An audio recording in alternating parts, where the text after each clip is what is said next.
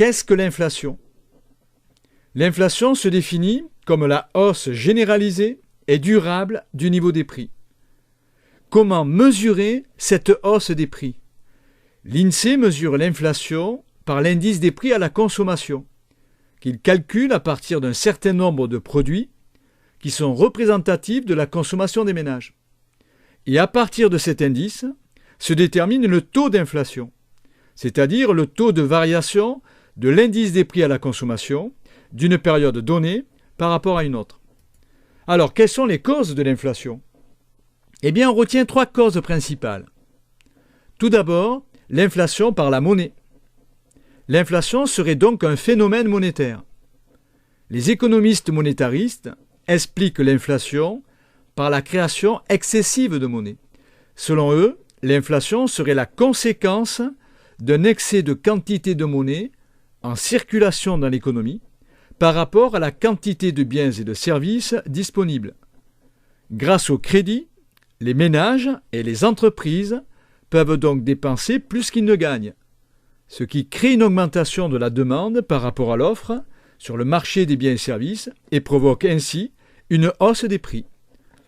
Dans ce cas, pour lutter contre l'inflation, il faut restreindre la quantité de monnaie, c'est-à-dire la masse monétaire, en rendant le crédit plus cher, grâce à la hausse des taux d'intérêt, mais au risque de ralentir l'investissement des entreprises, donc au risque de ralentir aussi la croissance économique.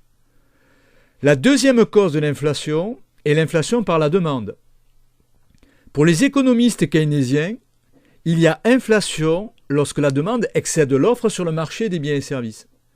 Cet excès de la demande peut provenir soit d'un accroissement des dépenses publiques, ou soit d'une politique monétaire expansive, ou encore d'une augmentation des revenus.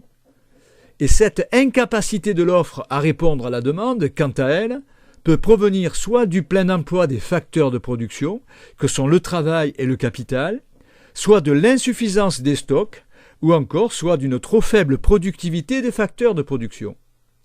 Dans ce cas, pour lutter contre l'inflation, les pouvoirs publics peuvent utiliser la politique budgétaire pour freiner la hausse de la demande, en augmentant les impôts et en diminuant les dépenses publiques, mais au risque de ralentir l'activité économique, donc au risque d'aggraver le chômage. La troisième cause de l'inflation est l'inflation par les coûts. La hausse des prix proviendrait d'une hausse des coûts de production des entreprises, liée soit à une hausse des prix des matières premières, la hausse du prix du pétrole par exemple, ou soit d'une hausse des salaires.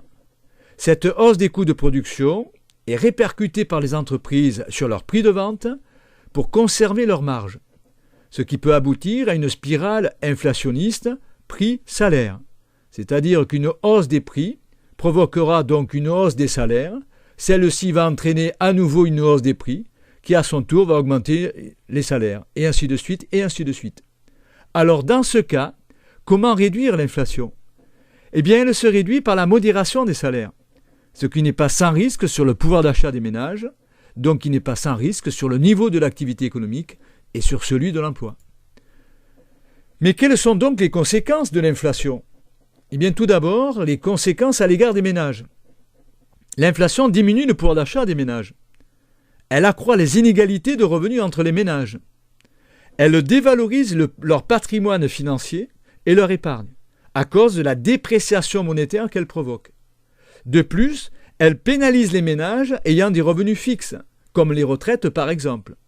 Elle pénalise aussi les créanciers, car le taux d'intérêt réel de leur crédit diminue. Cependant, l'inflation rend l'endettement moins coûteux pour les ménages, puisqu'elle diminue le coût réel de leur dette. Donc les ménages auraient intérêt à s'endetter en période inflationniste. Quelles sont les conséquences à l'égard des entreprises? Eh bien, l'inflation réduit leur compétitivité prix et ralentit ainsi leur production par manque de débouchés sur le marché. Cependant, l'inflation allège leur endettement en diminuant le coût réel de leurs emprunts et les incite donc à recourir au crédit pour financer leurs investissements, ce qui peut favoriser leur croissance. On dit que les entreprises, dans ce cas, bénéficient d'un effet de levier. Quelles sont donc les conséquences à l'égard de l'économie? Eh bien, l'inflation détériore les échanges extérieurs, parce qu'elle réduit la compétitivité prix des produits nationaux. Les produits importés deviennent plus compétitifs alors que les produits exportés le sont moins, ce qui aggrave le déficit de la balance commerciale. Elle encourage les délocalisations, elle déprécie la monnaie et décourage les investissements étrangers. Cependant, l'inflation rend moins coûteux la dette publique de l'État, car le taux d'intérêt réel de l'emprunt effectué sur le marché financier diminue. En conclusion, on peut dire que globalement, l'inflation comporte plus d'inconvénients que d'avantages. Elle représente toujours aujourd'hui une crainte économique pour les gouvernements et pour les marchés financiers. C'est pourquoi l'objectif de la stabilité des prix reste toujours la priorité de la politique monétaire de la Banque centrale européenne.